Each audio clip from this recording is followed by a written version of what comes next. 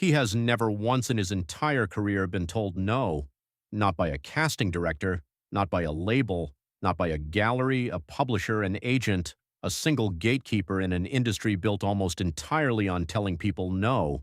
And that should sound like the dream. It is not. You did not choose your last name. You did not choose the calls your parent made before you were old enough to understand what a phone call could do. By the time you were old enough to want anything for yourself, the path toward it had already been quietly, invisibly cleared. This is your life at every level as a Nepo baby. Level 1. You grow up around it without understanding what it is. The dinner parties where every adult in the room is someone whose name you will later learn means something to strangers. The trips backstage, the way certain doors at certain buildings open slightly faster when your parent's name is said at the front desk. You do not register any of this as unusual. It is just your childhood. Other kids' parents pick them up from school in regular cars and talk about regular jobs. Your house has people who call to check on schedules.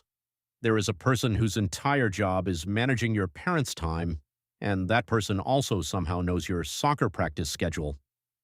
You are 7 years old at an event with your parent, and a photographer takes your photo without asking, and it ends up in a magazine with a caption that includes your full name. You did not consent to this. You were 7.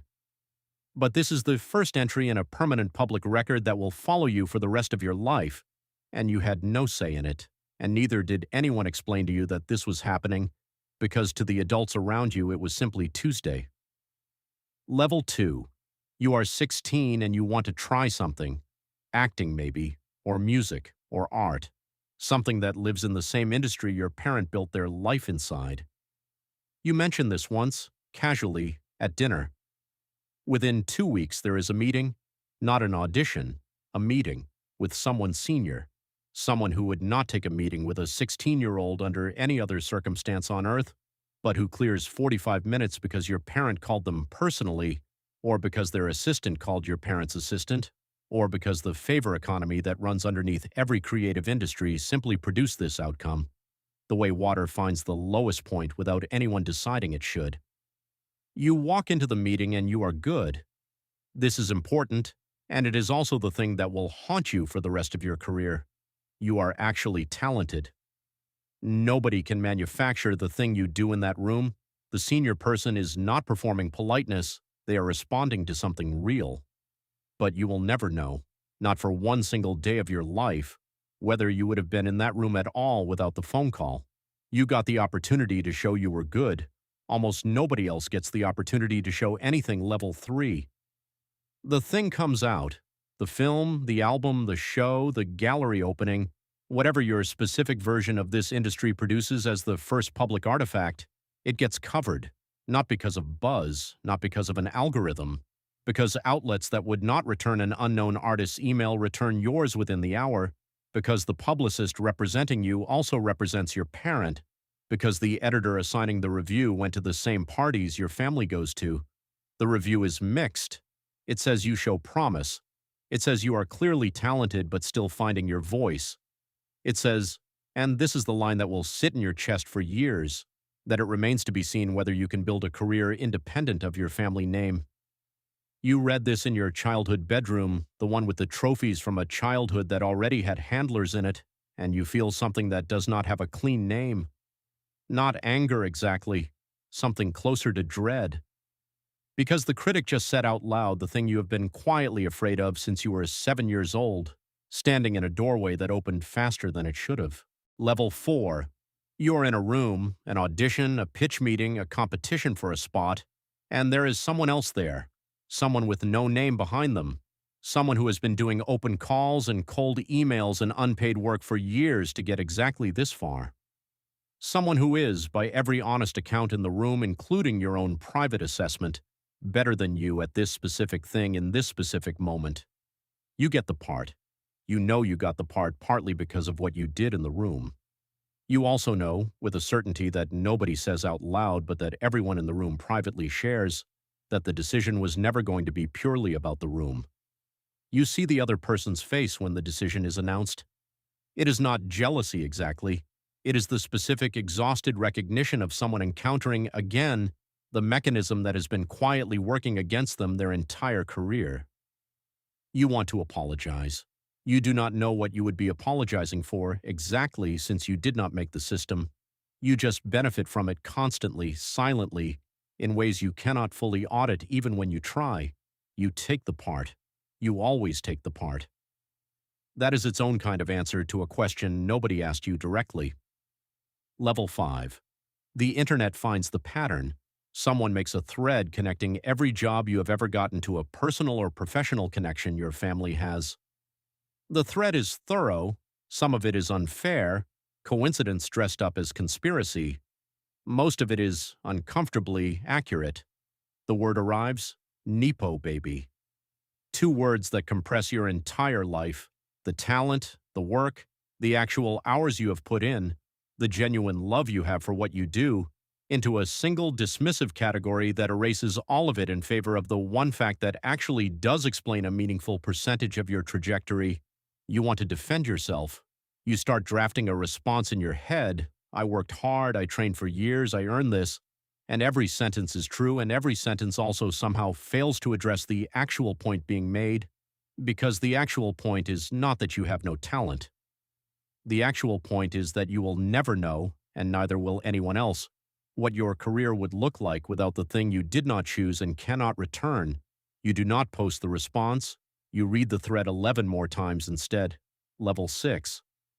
This is the level that nobody outside this specific experience can fully understand. It is not about other people's opinions anymore.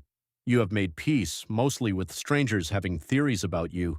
It is about your own internal evidence room. Every time something goes well, a small involuntary process runs in the back of your mind, cataloging every connection, every favor, every door that might have opened slightly faster, building a case that you cannot fully dismiss and cannot fully prove. You win an award, you stand on the stage and you say something gracious and rehearsed and true, and in the 3 seconds before you walk to the podium, your mind runs the audit it always runs. Who is on this committee? Did my parent ever work with them? Was this clean? You do not have access to the answer. You will never have access to the answer. This is the specific and permanent condition of your life. Every good thing arriving with an asterisk that only you can see, that you yourself attached, that no amount of external validation can remove because the asterisk is not about other people's perception. It is about whether you can trust your own success. You cannot. Not fully. Not ever. Level 7. Something happens that has nothing to do with your name. A blind submission, an anonymous panel, a competition where the judges genuinely do not know who you are until after the decision is made, structured deliberately to remove exactly the kind of influence that has shaped your entire life up to this point. You win, cleanly, provably.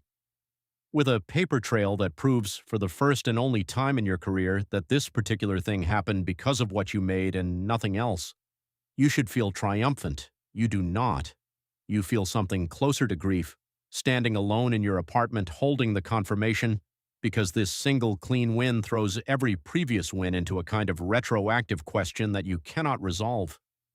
If this is what real feels like, this specific quality of certainty, then what did all the other wins feel like, and why did you not notice the difference until just now? You call your parent to tell them. They are thrilled. They do not understand why your voice sounds strange on the phone. You do not explain it. There is no way to explain it that does not sound like you are accusing them of something, and you are not accusing them. You know they only ever did what any parent with the means to do it would do. That is not the same as it not costing you something. Level 8. You have the conversation you have been avoiding for 15 years. It does not go the way you rehearsed it.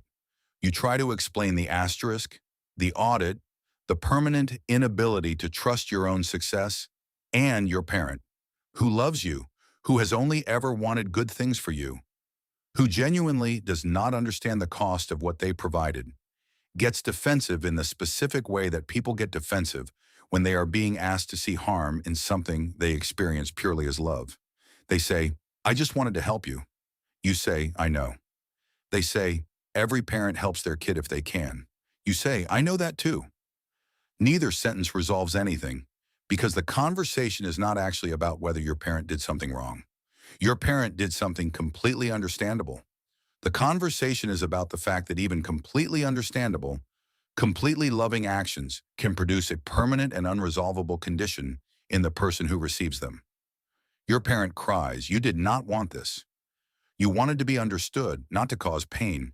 And the impossibility of getting both at once in this specific conversation is its own small, devastating lesson about how families and privilege actually work. You hug them. The conversation does not get resolved. Some conversations do not. Level 9.